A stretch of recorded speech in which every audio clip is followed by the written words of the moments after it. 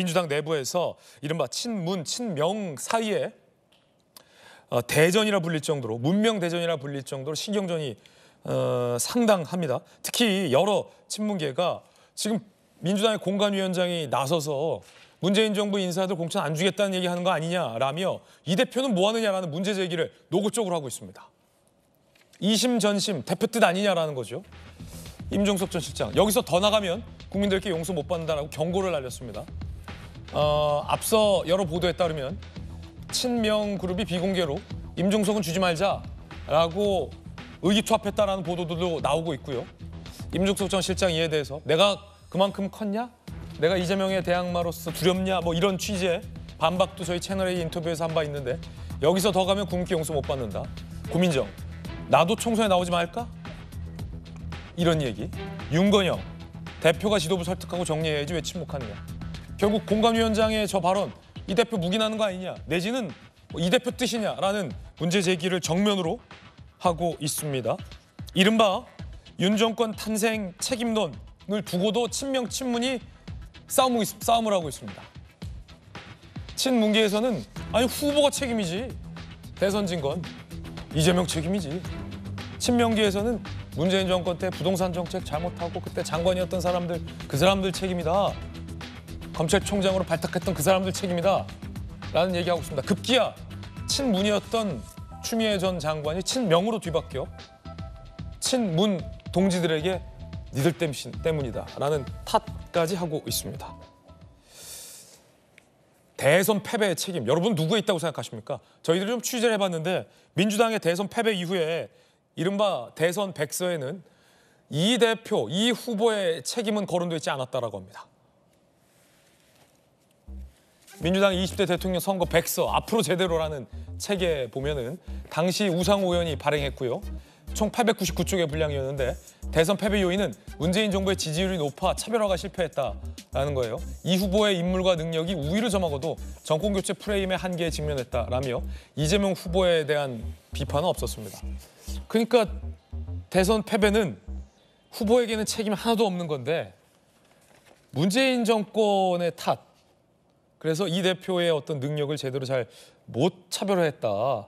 고로 대선 패배에 책임 있는 친문들은 출마하지 마라. 이런 논리로 좀 연결이 되는 것 같은데 김유정 의원님 동감하십니까?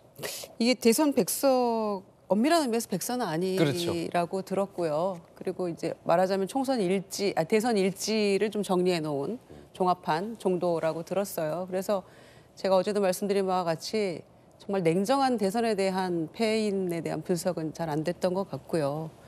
그랬기 때문에 지금 이제 와서 지금 책임 논란을 하는 이 모습이 아까 국민의힘 리셋 공천한다는 그것과 대비되는 모습으로 비춰졌을 때 과연 이 상황이 우리에게 불리할 것인가 유리할 것인가 저는 전자라고 생각하거든요. 불리할 것이다. 네, 이런 모습이 계속될수록 그러니까 말하자면 대선 책임론이지만 결국엔 공천 싸움이잖아요. 그렇게 비춰지거든요.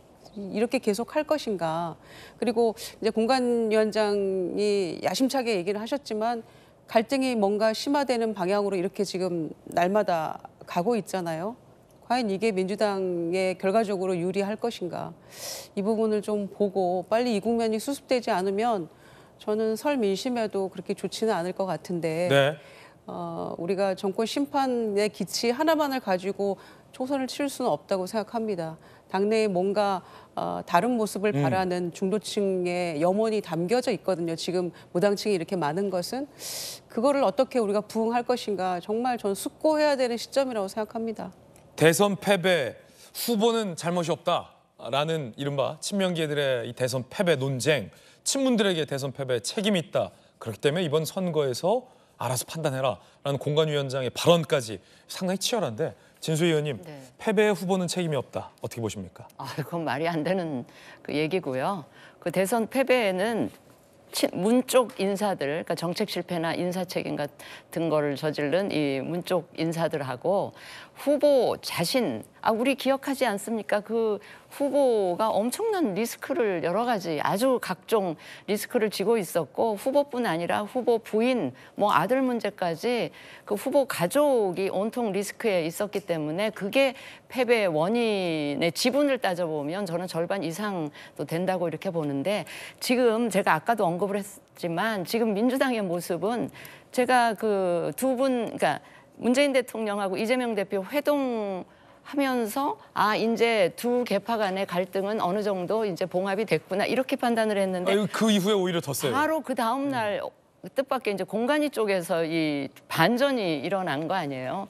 그래서 제가 보면서 이거는 제가 과도한 의심일지는 모르겠으나 이재명 대표와 공관위원장 간의 이 모종의 역할 분담이 있지 않았을까 뭐 이런 의심도 드는데 제가 보기에는 지금 공천 갈등으로 비춰지지만 저 속 내부에는 총선은 안중에 없고 총선 이후에 전당대회 국면. 당권, 대권에 대한 내부 투쟁이 벌써 시작된 거 아니냐 이런 생각이 듭니다. 예.